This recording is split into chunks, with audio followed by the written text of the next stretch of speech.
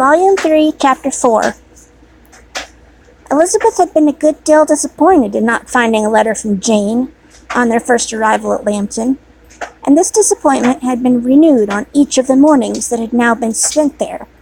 But on the third, her repining was over, and her sister justified by the receipt of 2 letters from her at once, on one of which was marked that it had been missed elsewhere.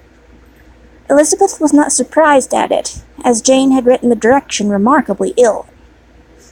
They had just been preparing to walk as the letters came in, and her uncle and aunt, leaving her to enjoy them in quiet, set off by themselves.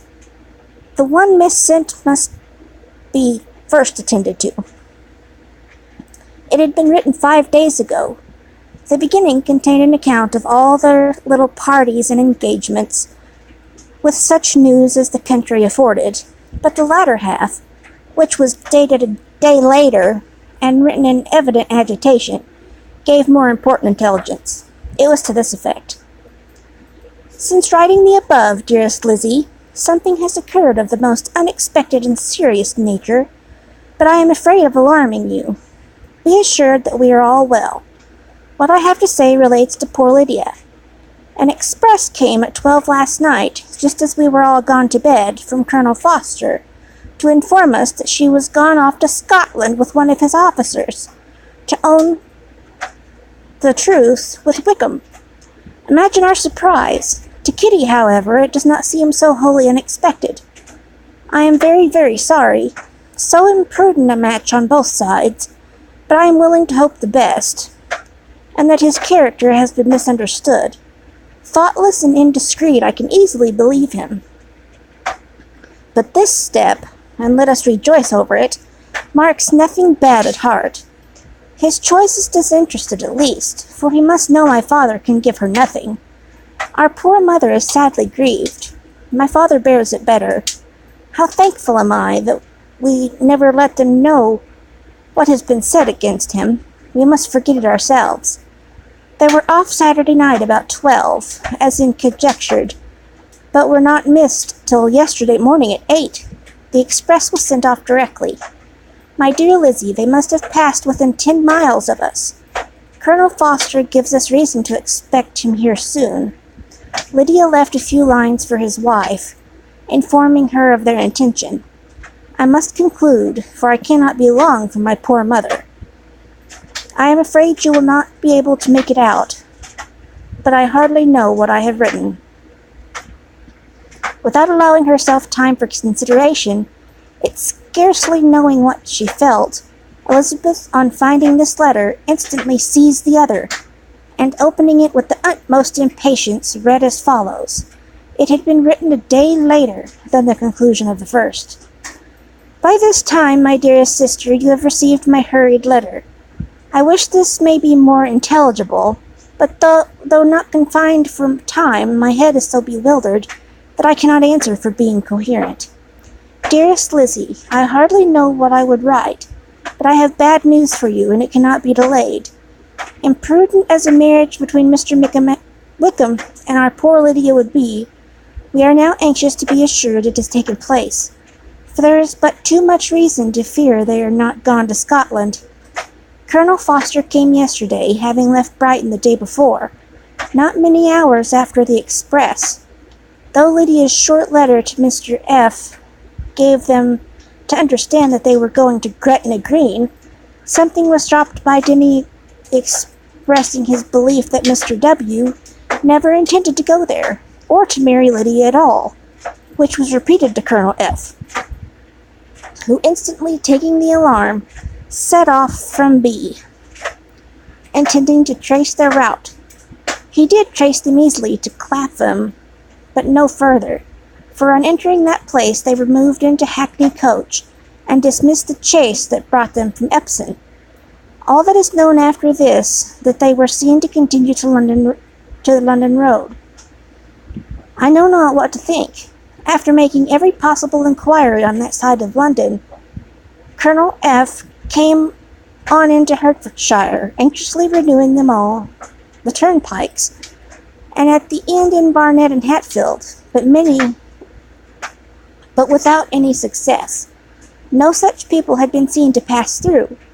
With the kindest concern he came on to Longbourn and broke his apprehensions to us in a manner most creditable to his heart. I am sincerely grieved for him and Mrs. F., but no one can throw any blame on them. Our distress, my dear Lizzie, is very great. My father and mother believe the worst, but I cannot think so ill of him. Many circumstances might make it more eligible for them to be married privately in town than to pursue their first plan. And even if he could form such a design against a young woman of Lydia's connections, which is not likely, can I suppose her lost to everything? Impossible. I grieve to find, however, that Colonel F. is not disposed to depend upon their marriage. He shook his head when I expressed my hopes, and said he feared W. was not a man to be trusted. My poor mother is really ill, and keeps her room. Could she exert herself, it would be better, but this is not to be expected. And as to my father, I never in my life saw him so affected. Poor Kitty has anger for having concealed their attachment, but as it was a matter of confidence, one cannot wonder. I am truly glad, dearest Lizzie, that you have been spared something of these distressing scenes. But now that the first shock is over, shall I own that I long for your return? I am not so selfish, however, as to press for it, if inconvenient. Adieu. I do take up my pen again to do what I have just told you I would not, but circumstances are such that I cannot help earnestly begging you all to come here, as soon as possible. I know my dear uncle and aunt so well that I am not afraid of requesting it, though I have still something more to ask of the former. My father is going to London with Colonel Foster instantly to try to discover her. What he means to do, I am sure I know not, but his excessive distress will not allow him to pursue any measure in the best and safest way, and Colonel Foster is obliged to be at Brighton again tomorrow evening. In such an exigence, my uncle's advice and assistance would be everything in the world. He will immediately comprehend what I must feel, and I rely upon his goodness. Oh, where is my uncle? Cried Elizabeth, darting from her seat as she finished the letter, in eagerness to follow him, without losing a moment of a time so precious. But as she reached the door, it was opened by a servant, and Mr. Darcy appeared. Her pale face and impetuous manner made him start, and before he could recover himself enough to speak, she, in whose mind every idea was superseded by Lydia's situation, hastily exclaimed, I beg your pardon, but I must leave you. I must find Mr. Gardiner at this moment on business that cannot be delayed. I have not an instant to lose. Good God, what is the matter? Cried he, with more feeling than politeness. Then recollecting himself, I will not detain you a minute, but let the servant go after Mr. and Mrs. Gardiner. You are not well enough. You cannot go yourself. Elizabeth hesitated, but her knees trembled under her, and she felt how little would be gained by her attempting to pursue them. Calling back the servant, therefore, she commissioned him, though in so breathless an account as made her almost intelligible, to fetch his master and mistress home instantly. On his quitting the room, she sat down, unable to support herself, and looking so miserably ill that it was impossible for Darcy to leave her, or to refrain from saying, in a tone of gentleness and commiseration, Let me call your maid. Is there nothing you could take to give you present relief? A glass of wine? Shall I get you one? You are very ill. No, I thank you, she replied, endeavoring to recover herself. There is nothing the matter with me. I am quite well. I am only distressed by some dreadful news which I have just received from Longbourn. She burst into tears as she alluded to it, and for a few minutes could not speak another word. Darcy, in wretched suspense, could only say something indistinctly of his concern, and observe her in compassionate silence. At length she spoke again. I have just had a letter from Jane, with such dreadful news. It cannot be concealed from anyone. My youngest sister has left all her friends, has eloped, has thrown herself into the power of Mr. Wickham. They are gone off together from Brighton. You know him too well to doubt the rest. She has no money, no connections, nothing left that condemned him to, she is lost forever. Darcy was fixed in astonishment. When I consider, she added, in yet a more agitated voice, that I might have prevented it. I, who knew what he was. Had I but explained some part of it only, some part of what I learnt, to my own family. Had his character been known, this could not have happened. But it is all too late now. I am grieved indeed, cried Darcy. Grieved, shocked. But it is certain, absolutely certain? Oh yes, they left Brighton together on Sunday night, and were traced almost to London, but not beyond. They are certainly not gone to Scotland. And what has been done? What has been attempted to recover her? My father has gone to London, and Jane has written to beg my uncle's immediate assistance, and we shall be off, I hope, in half an hour. But nothing can be done. I know very well that nothing can be done. How is such a man to be worked on? How are they even to be discovered? I have not the smallest hope. It is every way horrible. Darcy shook his head in silent acquiescence. When my eyes were opened to his real character, oh, I had known what I ought, but I dared to do. But I knew not. I was afraid of doing too much. Wretched, wretched mistake. Darcy made no answer. He seemed scarcely to hear her, and was walking up and down the room in earnest meditation. His brow contracted, his air gloomy. Elizabeth soon observed, and instantly understood it. Her power was sinking. Everything must sink under such a proof of family weakness, such an assurance of the deepest disgrace. She could neither wonder nor condemn, but the belief of his self-conquest brought nothing consolatory to her bosom, afforded no palliation of her distress. It was, on the contrary, exactly calculated to make her understand her own wishes, and never had she so honestly felt that she could have loved him, as now, with all love must be vain. But self, though it would intrude, could not engross her. Lydia, the humiliation, the misery she was bringing on them all, soon swallowed up every private care, and covering her face with her handkerchief, Elizabeth was soon lost to everything else, and after a pause of several minutes was only recalled to a sense of her situation by the voice of her companion, who, in a manner which thought it spoke compassion, spoke likewise restraint, said, I am afraid you have been long desiring my absence, nor have I anything to plead in excuse of my stay, but real, though unavailing concern. Would to heaven that anything could be either said or done on my part that might offer consolation to such distress.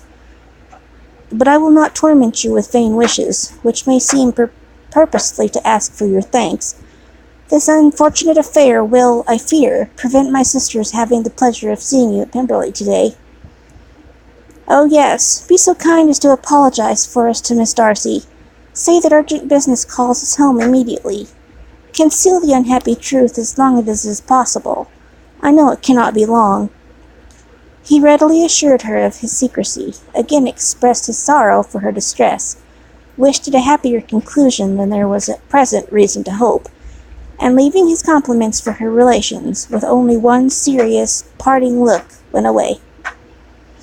As he quitted the room, Elizabeth felt how improbable it was they should ever see each other again on such terms of cordiality as had marked their several meetings in Derbyshire, and as she threw a retrospective glance over the whole of their acquaintance,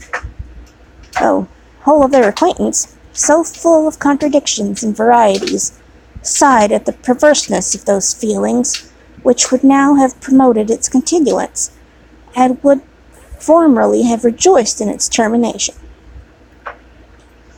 If gratitude and esteem are good foundations of affection, Elizabeth's change of sentiment will be neither improbable nor faulty. But if otherwise, if the regard springing from such sources is unreasonable or unnatural in comparison of what is so often described as arising on a first interview with its object, and even before 2 words have been exchanged, nothing can be said in her defense, except that she had given somewhat of a trial to the latter method, and her partiality for Wickham, and that its ill success might perhaps authorize her to seek the other less interested model of the attachment. Be that as it may, she saw him go with regret, and in this early example of what Lydia's infamy must produce, found additional anguish as she reflected on that wretched business. Never, since reading Jane's second letter, had she entertained a hope of Wickham's meaning to marry her. Not one but Jane, she thought, could flatter herself with such an expectation. Surprise was the least of her feelings on this development. While the contents of the first letter remained on her mind, she was all surprise, all astonishment that Wickham should marry a girl whom it was impossible he could marry for money, and how Lydia could ever have attached him had appeared incomprehensible. But now it was all too natural. For such an attachment as this, she might have sufficient charms, and though she did not suppose Lydia to be deliberately engaging in an elopement, without the intention of marriage, she had no difficulty in believing that neither her virtue nor her understanding would preserve her from falling an easy prey. She had never perceived, while the regiment was in Hertfordshire, that Lydia had any partiality for him, but she was convinced that Lydia had wanted only encouragement to attach herself to anybody. Sometimes one officer, sometimes another, had been her favorite, as their attentions raised them in her opinion. Her affections had been continually fluctuating, but never without an object. The mischief of neglect and mistaken indulgence towards such a girl. Oh, how acutely did she now feel it! She was wild to be at home, to hear, to see, to be upon the spot, to share with Jane in the cares that must now fall wholly upon her, in a family so deranged, a father absent, a mother incapable of exertion, and requiring constant attendance. And though almost persuaded that nothing could be done for Lydia, her uncle's interference seemed of the utmost importance. Until he entered the room, the misery of her impatience was severe. Mr. and Mrs. Gardiner had hurried back in alarm, supposing, by the servant's account, that their niece was taken suddenly ill, but satisfying them instantly on that head, she eagerly communicated the cause of their summons. Reading the two letters aloud, and dwelling on the postscript of the last, with trembling energy. Though Lydia had never been a favorite with them, Mr. and Mrs. Gardiner could not but be deeply affected. Not Lydia only, but all were concerned in it, and after the first exclamations of surprise and horror, Mr. Gardiner readily promised every assistance in his power. Elizabeth, though expecting no less, thanked him with tears of gratitude, and all three being actuated by one spirit, everything related to their journey was speedily settled. They were to be off as soon as possible. "But what is it to be done with Pemberley? About Pemberley?" cried Mrs. Gardiner. "John told us Mr. Darcy was here when you sent for us. Was it so?" "Yes, and I told him we should not be able to keep our engagement." "That is all settled." "That is all settled," repeated the other, and she ran into her room to prepare. "And are they upon such terms as for her to disclose the real truth? Oh, that I knew how it was!" But wishes were vain, or at best could serve only to amuse her in the hurry and confusion of the following hour. Had Elizabeth been at leisure to be idle, she would have remained certain that all employment was impossible to one so wretched as herself, but she had her share of business as well as her aunt, and amongst the rest there were notes to be written to all their friends in Lambton, with false excuses for their sudden departure. An hour, however, saw the whole completed, and Mr. Gardiner, meanwhile, having settled his account at the inn, nothing remained to be done but to go. And Elizabeth, after all the misery of the morning, found herself in a shorter space of time than she could have supposed, seated in the carriage and on the road to Longbourn.